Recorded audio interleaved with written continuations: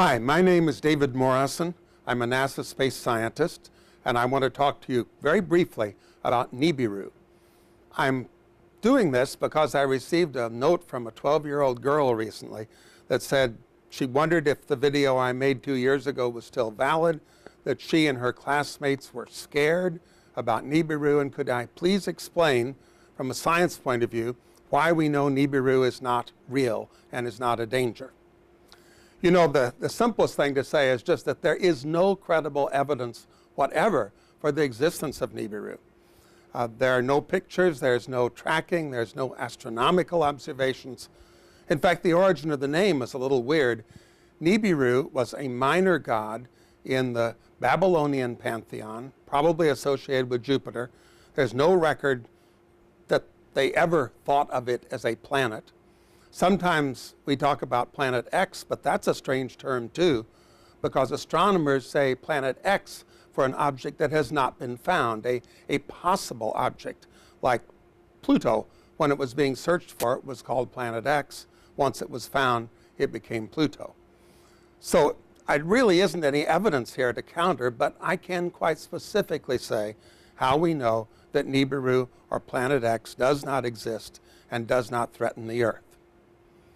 First, if there were a planet headed into the inner solar system that was going to come close to the Earth in December of 2012, it would already be inside the orbit of Mars. It would be bright. It would be easily visible to the naked eye. If it were up there, you could see it. All of us could see it. And the crazy thing is people who say they are observing it but never tell us where to look so we can verify.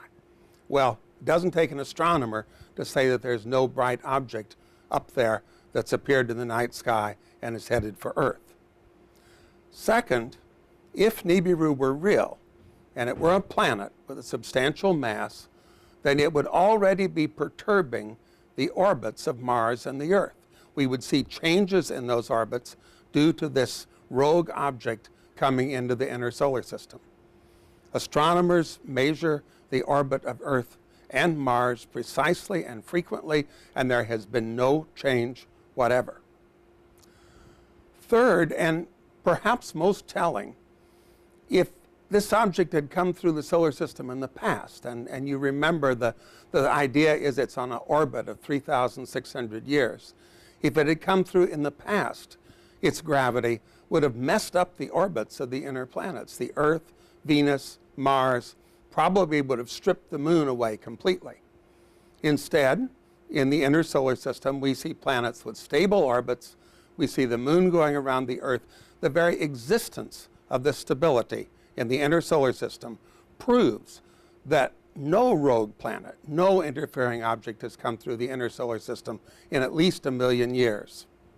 So it's not real. Nibiru doesn't exist. We can't see it. We can't detect its gravity. And we don't see a signature of its previous passages because there weren't any. Now, some people change the story around and say, well, Nibiru isn't even a planet. It's a brown dwarf with planets going around it, or something like that. Everything I've said would be worse with a massive object like a brown dwarf. That would have been tracked by astronomers for a decade or more, and it would already have really affected planetary orbits. So please, get over it. Nibiru isn't real. Planet X isn't real. We don't have to worry about this hoax.